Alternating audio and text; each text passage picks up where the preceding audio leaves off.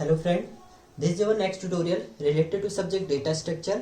आज का हमारा टॉपिक है एवीएल ट्री में। तो एवीएल ट्री में पहले हम रोटेशन देखेंगे। ये थोड़ा सा कॉम्प्लिकेटेड है टॉपिक, तो हम इसको थोड़ा इजी बना के आपको नेक्स्ट ट्यूटोरियल में प्रॉपर एवीएल ट्री कैसे क्रिएट करेंगे वो बताएंगे हम आपको। तो इस ट्यूटोरियल में रोटेशन देख लेते हैं। 4 टाइप से हम रोटेशन काम करता है हमारा एवीएल ट्री में। तो अगर एवीएल ट्री की बात करते हैं तो सबसे पहले हमें इसका बैलेंस फैक्टर पता होना चाहिए कि बैलेंस फैक्टर होता क्या है। अगर बैलेंस फैक्टर की बात करते हैं हम लोग, तो बैलेंस फैक्टर में क्या होता है, height of left sub tree minus height of right sub tree.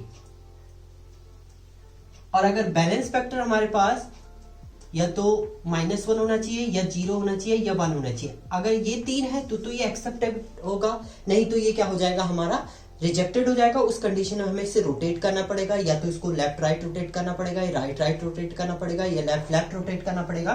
तो वो चीज हम यहाँ पर देखते हैं। मान लो हम अगर एक एग्जाम्पल की बात करते हैं, हमारे पास एक वैल्यू है 8, 9, 10 और हमारे एवीएल ट्री की कंडीशन भी ये होती है कि जो राइट एलिमेंट है वो हमेशा अपने पेरेंट से क्या होता है, ग्रेटर होता है, और लेफ्ट एलिमेंट जो होता है वो पेरेंट से क्या होता है, छोटा होता है। तो अगर हम इसकी बात करते हैं, अगर इसका हम एवीएल ट्री बनाएंगे तो कैसे बनेगा, 8 आएगा सबसे पहले, क्योंकि जो 9 है, नेक्स्ट एलिमेंट 9 आया, 9 ग्रेटर है इससे, तो ये किस में जाएगा, इसके राइट पे जाएगा। और 10 इससे बड़ा है तो 10 कहां चला जाएगा, इसके राइट में चला जाएगा। अगर हम इसकी बात करते हैं, अभी हम इसका अगर बैलेंस फैक्टर निकालने की बात करते हैं, तो बैलेंस फैक्टर इसका क्या होगा, लेफ्ट में तो कोई एलिमेंट है नहीं इसके, राइट में कितना है, इसकी हाइट 2 है, तो ये कितना हो जाएगा, 0 - 2, यानी इसकी वैल्यू जो आ जाएगी -2 आ जाएगी, जो क्या है हमारा नॉट एक्सेप्टेड है। इस कंडीशन में ये इसका राइट एलिमेंट है, ये भी क्या है, राइट एलिमेंट है। उस कंडीशन में क्या करेंगे, हम इसको बैलेंस फैक्टर एग्जैक्ट बनाने के लिए, प्रॉपर बैलेंस फैक्टर बनाने के लिए हम इसको क्या करेंगे, रोटेट कर देंगे, और ये रोटेट हो जाएगा क्या, एंटी क्लॉकवाइज। हम इसको एंटी क्लॉकवाइज क्या कर देंगे, रोटेट कर देंगे। तो उस कंडीशन में जो आएगा, 9 आ जाएगा 8 की जगह पे, 8 चला जाएगा हमारा लेफ्ट में, और 10 हमारा क्या रहेगा, राइट में रहेगा। अब अगर बैलेंस फैक्टर की बात करें तो बैलेंस फैक्टर इसका क्या हो गया, लेफ्ट में क्या है, 1 एलिमेंट है, राइट में भी 1 एलिमेंट है, 0। इसका बैलेंस फैक्टर भी कितना हो गया, 0, और इसका बैलेंस फैक्टर भी क्या है, 0 है। तो ये वन रोटेशन हुआ, और रोटेशन क्या हुआ, right right rotation, right right, क्योंकि राइट राइट था और उसको हमने क्या किया, रोटेट किया। तो ये फर्स्ट रोटेशन है इसका।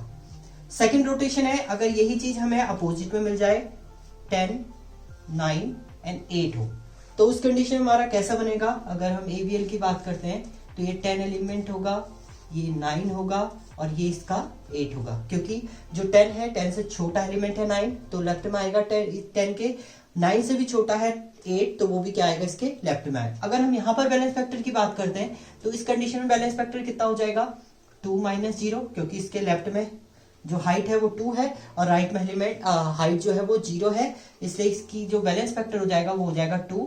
तो इस कंडीशन में फिर से ये बैलेंस फैक्टर नॉट एक्सेप्टेड है, तो उस कंडीशन में क्या होगा, ये लेफ्ट है, लेफ्ट, उस कंडीशन में ये रोटेट हो जाएगा क्लॉकवाइज रोटेट हो जाएगा, और ये हमारा जो कंडीशन बन जाएगी वो बन जाएगी 9, 8 एंड यहां पर जो आ जाएगा वो आ जाएगा 10। अगर इस कंडीशन में हम बैलेंस फैक्टर निकाला है तो ये कितना हो जाएगा, 1 - 1 0, ये बैलेंस फैक्टर इसका भी 0 रहेगा, और इसका भी बैलेंस फैक्टर क्या रहेगा, 0 रहेगा। और यहां पर भी क्या है, 1 रोटेशन हुआ, केवल एक बार हमने रोटेशन किया, तो ये भी क्या हो जाएगा हमारा, ये कंडीशन हो जाएगी राइट लेफ्ट लेफ्ट रोटेशन। ये तो थी 2 कंडीशन, ये थी। इसके बाद अगर हम तीसरी कंडीशन की बात करते हैं,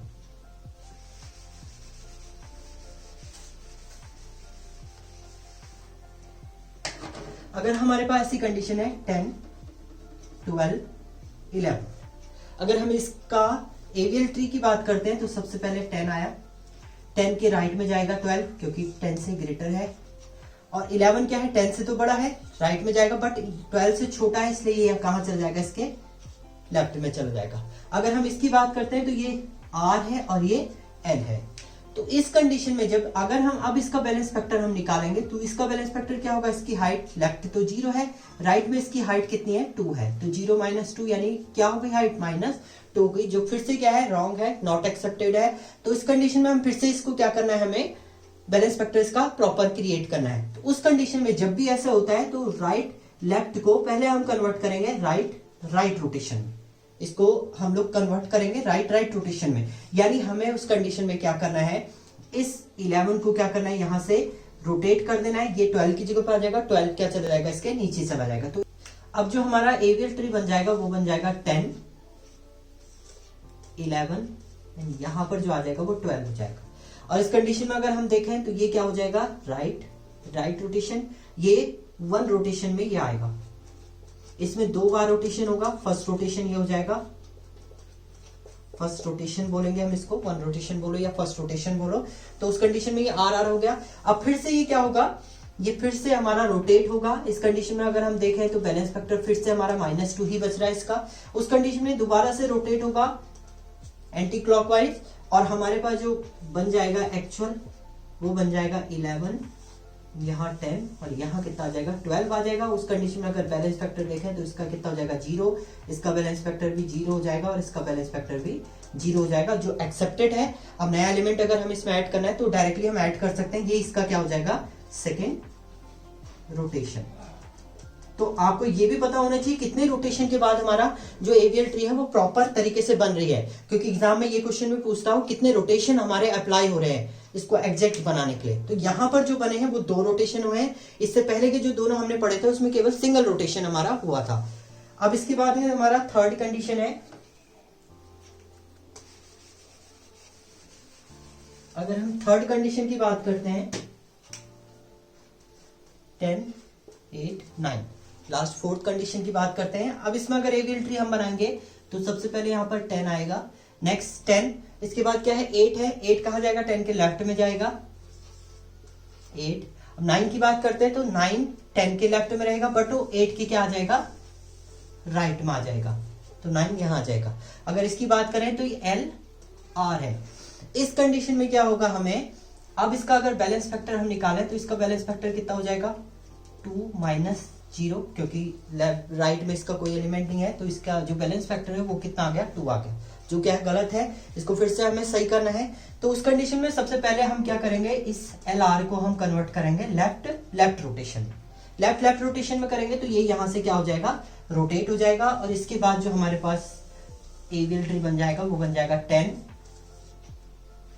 9 और यहां पर जो आ जाएगा वो आ जाएगा 8। और इस कंडीशन में देखें तो ये एल एल हो गया, इसका फिर से बैलेंस फैक्टर कितना है 2 है। ये तो फर्स्ट रोटेशन के बाद हमारी कंडीशन हुई है, फर्स्ट रोटेशन के बाद ये कंडीशन हो जाएगी। नेक्स्ट इसको दोबारा से हम क्लॉकवाइज रोटेट करेंगे, देन जो हमारा बन जाएगा एवियल ट्री वो बन जाएगा 9 8 10। अब बैलेंस फैक्टर की बात करें तो वो क्या कितना हो जाएगा इसका 0, ये भी कितना हो जाएगा 0 और इसका बैलेंस फैक्टर भी 0 हो जाएगा। इस कंडीशन में ये सेकेंड रोटेशन हुआ, सेकेंड रोटेशन। तो ये थे हमारे, इसमें भी कितने रोटेशन यूज हुए 2 रोटेशन के बाद हमारा जो है एवियल ट्री प्रॉपर क्रिएट हुआ है, जिसमें बैलेंस फैक्टर प्रॉपर वे में आया है हमारा। तो ये था रोटेशन इन एवियल ट्री। अब इसके बाद जो नेक्स्ट ट्यूटोरियल है उसमें हम एवियल ट्री क्रिएट करना सीखेंगे प्रॉपर तरीके से, एक एक सीक्वेंस के थ्रू, रोटेशन का भी उसमें पूरा यूज होगा। Thank you friend.